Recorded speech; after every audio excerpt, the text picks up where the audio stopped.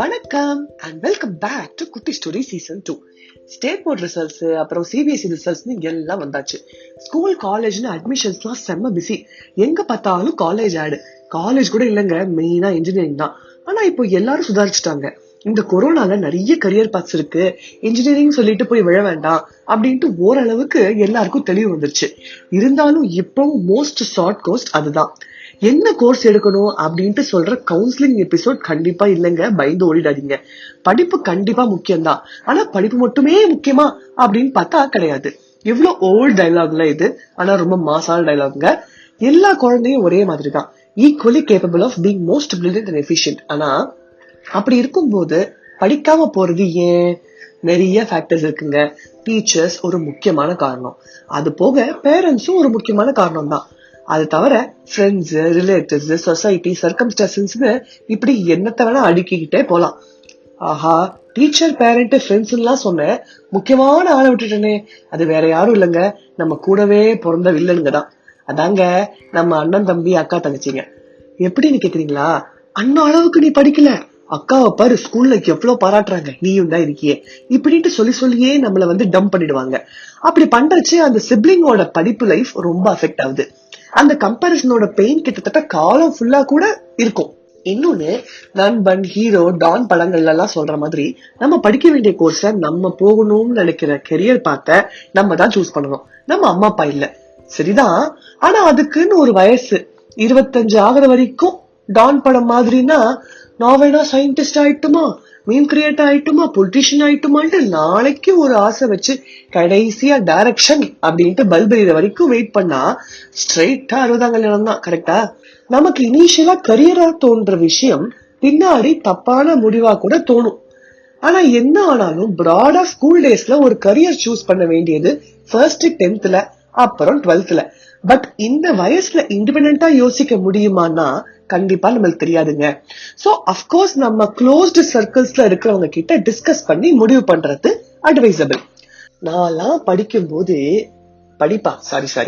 ஸ்கூலுக்கு போயிட்டு வரும்போது நான் மார்க் வாங்குற லட்சணத்தை பார்த்து எப்பவுமே எங்க வீட்டுல தொடப்பக்கட்டலாம்.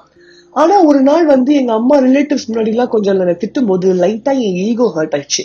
அப்போ எடுத்தேன் ஒரு சபதம், சேர்ந்தேன் பக்கத்துல மேக்ஸ் டியூஷன். அப்புறம் என்ன, அப்படியே படையப்பா ரேஞ்ச்ல ஒரே பாட்டுல மேல முன்னுக்கு 500க்கு 436 மார்க் வாங்கி மேக்ஸ்ல தான் டாப் ஸ்கோர் வேற 92. அங்க ஆரம்பிச்ச இந்த படிப்பு சபதம் நான் சிஏவா ஆன உடனே தான் ஸ்டாப் பண்ணேன். நான்லாம் 10th பாஸ் பண்ணதையே எங்க அம்மா நம்ப முடியல. இதுல மேக்ஸ்ல தான் டாப் ஸ்கோருன்றதெல்லாம் அவங்களுக்கு பெரிய இன்பதிர்ச்சி தான். இப்போவாது பரவாயில்லங்க, இந்த ஸ்டேட் ரேங்க் எல்லாம் கிடையாது. நான் படிச்ச காலத்துல எல்லாம் காலமா ஐயோ அப்படி சொன்னா ரொம்ப வயசான மாதிரி இருக்குல்ல. ஓகே, நான் படிச்சதே இப்போதான், சரி இருந்துட்டு போட்டோம். சோ இந்த மார்க் பிரஷர், அப்புறம் ஸ்டாண்டர்டா இன்ஜினியரிங் தான் படிக்கணும் அப்படின்ற பிரஷர் எல்லாம் இருந்துச்சுங்க. பட் நான் பரதநாட்டியம் கரியரா சூஸ் பண்ணணும் அப்படின்ட்டு ஆசைப்பட்டேன், ரொம்ப ஆசைப்பட்டேன். ஆனா பினான்சியல் ரீசன்ஸ், ஃபேமிலி ரீசன்ஸ், நம்ம மாதிரி ஃபேமிலில பரதநாட்டியம் எப்படி கரியரா எடுத்துக்க முடியும், அப்படி இப்படி அப்படிங்கிற மாதிரி சர்க்கம்ஸ்டான்சஸ்னால அதை ஒரு கரியரா சூஸ் பண்ண முடியாத ஒரு சூழ்நிலை. சிஏ படிச்சேன், ஆசைப்பட்டுதான் படிச்சேன், நல்ல வேலை பார்த்தேன். ஆனா நம்ம கரியர் மச் பியாண்ட் சிஏ அப்படின்னு தோணுச்சு. அதனால எம்ஏ பரதநாட்டியமும் முடிச்சேன். திருப்பி என் குரு கிட்டயே கத்துக்க ஆரம்பிச்சிட்டேன். இப்படி பேரண்ட்ஸ் ஃபோர்ஸ் பண்ணணும்ட்டு இல்ல, சந்தர்ப்ப சூழ்நிலைகளால கூட நம்ம நினைச்ச ஃபீல்ட கரியர் அமைக்க முடியாம போலாம். ஆனா ரொம்ப டீப்பா நமக்கு அந்த விஷயத்து மேல ஆர்வம் இருக்குன்னு வச்சுக்கோங்களேன், அத கண்டிப்பா இந்த உலகம் நம்மள அதே ஃபீல்டுக்குள்ள திருப்பி இழுத்து கொண்டு வரும். என்ன நாட்டியம்க்கு கொண்டு வந்த மாதிரி. நம்ம இந்த 10th-லயோ 12th-லயோ சூஸ் பண்ண போற பாத்துக்கு ஒரு தேவை இருக்கணும், ஒரு தேடல் இருக்கணும். தேவை அப்படின்னா அவங்க இன்ஜினியரிங் படிச்சா அமெரிக்கால செட்டில் ஆவாங்க, அதனால நானும் அந்த கோர்ஸ எடுக்கணும், இந்த கோர்ஸ் படிச்சா சீக்கிரமே பணம் சம்பாதிக்கலாம், அதனால நானும் படிக்கணும் அப்படிங்கிறது கண்டிப்பா தேவை இல்லைங்க. அதாவது நமக்கான பர்சனல் நீடா இருக்கணும், ஒரு செல்ஃபிஷ் டிசைரா இருக்கணும். யாருக்காகவும் இல்ல, அத பத்தி படிக்க தெரிஞ்சுக்க எனக்கு பிடிச்சிருக்கு அதனால படிக்கணும் அப்படின்ட்டு நமக்குள்ள இருக்கிறவன் சொல்லணும். சுயநலமா இருக்கிறது தப்பு இல்ல, அடுத்தவங்களை கஷ்டப்படுத்தாம நம்ம நமக்காக எடுக்கிற முடிவு சுயநலம் இல்ல, அதுக்கு பேரு செல்ஃப் கேர். ஒரு சில சமயம் அந்த தேவை நமக்கு 10th இல்ல 12th புரியலனா கூட நம்மளோட தேடல் நமக்கு தேவையா அப்புறமா ஐடென்டிஃபை பண்ணி கொடுக்கும். ராதிகா ராமசுவாமிங்கிறவங்க ஒரு renowned wildlife photographer. But actually அவங்க ஒரு பிஇ எம்பிஏ. சஞ்சய் சுப்பிரமணியம், விஷாகா ஹரி இவங்க எல்லாம் சார்ட் அக்கௌண்டன்சி கோர்ஸ் முடிச்சுட்டு இசைக்கலைஞர்களா ஆயிட்டாங்க.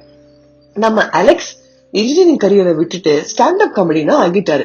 இப்படி லிஸ்ட் அடுக்கிக்கிட்டே இருக்கலாம்ல. சோ நம்ம 10th or 12th என்ன கோர்ஸ் எடுத்தாலும் ஒரு நாள் நம்மளோட தேவை அண்ட் தேடல் நம்மள சேர்க்க வேண்டிய இடத்துல சேர்த்துரும். என்ன எபிசோட் ஓகேவா? மறக்காம லைக் பண்ணுங்க, ஷேர் பண்ணுங்க, ஃபாலோ பண்ணுங்க. கமெண்ட்ஸ் எதுவா இருந்தாலும் டிஎம் பண்ணுங்க. அடுத்த எபிசோட்ல இன்னொரு இன்ட்ரெஸ்டிங்கான விஷயம் பத்தி கேட்கலாம்னு தெரிஞ்சுக்கலாம். அது வரைக்கும் பாய் ஃப்ரம் குட்டி ஸ்டோரி டீம்.